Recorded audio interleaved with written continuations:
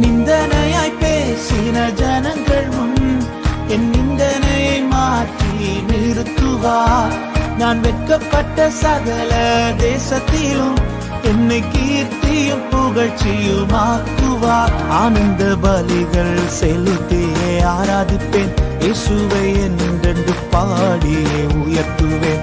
ஆனந்த பலிகள் செலுத்தியே ஆராதிப்பேன், இயேசுவை என்றென்று பாடியே உயர்த்துவேன். ரட்சிக்க கூடாத படிக்கு கர்த்தரின் கரம் குறுகி போகவில்லை.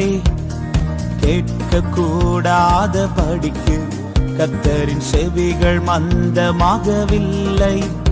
அவர் நேற்றும் இன்றும் மாறாதேவன், என்றென்றும் நம்மோடு கூடவே இருக்கிறார். இயேசு நேற்றும் இன்றும் மாறாதேவன், என்றென்றும் நம்மோடு